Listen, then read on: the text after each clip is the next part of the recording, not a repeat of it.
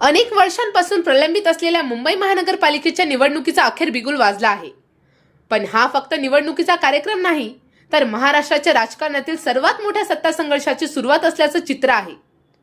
कारण एका बाजूला भाजपचा थेट मिशन मुंबई, तर दुसऱ्या बाजूला दशकानुदशक मुंबईवर राज्य करणारा ठाकरे ब्रँड.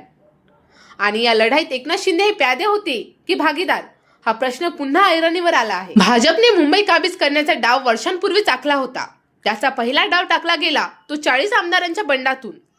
शिवसेना फुटली, शिंदे गट सुरत मार्गे गुवाहाटीला पोहोचला आणि त्यानंतर मुख्यमंत्री पदाची पहिली चॉकलेट एकनाथ शिंदेंच्या हाती देण्यात आली.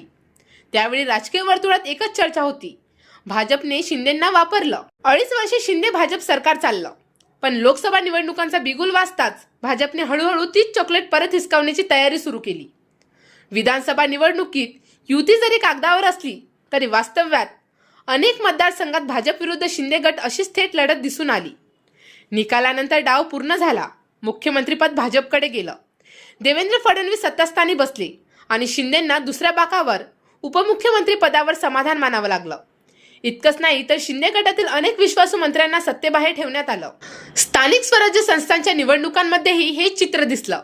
नगरपालिका निवडणुकांमध्ये एकीकडे देवेंद्र फडणवीस तर दुसरीकडे एकनाथ शिंदे अशीच छुपी लढत सुरू होती.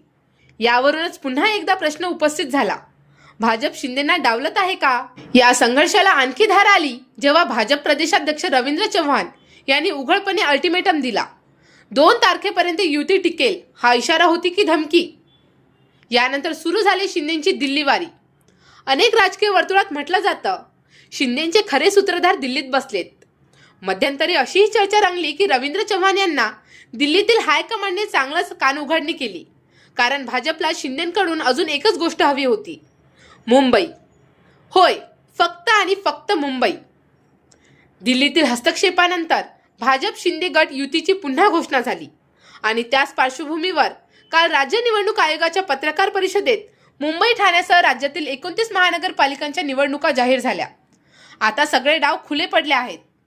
मुंबईवर अनेक दशकांपासून ठाकरे हे नाव राज्य करत असल्याचं म्हटलं जातं.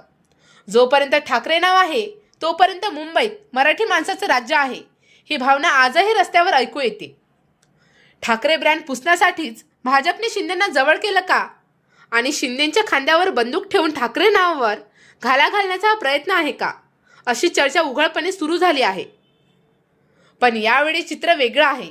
उद्धव ठाकरे आता एकटे नाहीत, त्यांच्या सोबत उभे आहेत राज ठाकरे.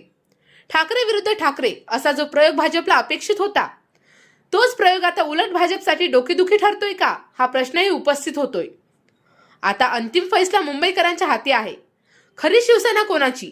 मुंबई भाजपची होणार की ठाकरे ब्रँड पुन्हा एकदा आपली ताकद दाखवणार? उत्तर एकच, मुंबई महानगरपालिका निवडणुकीत.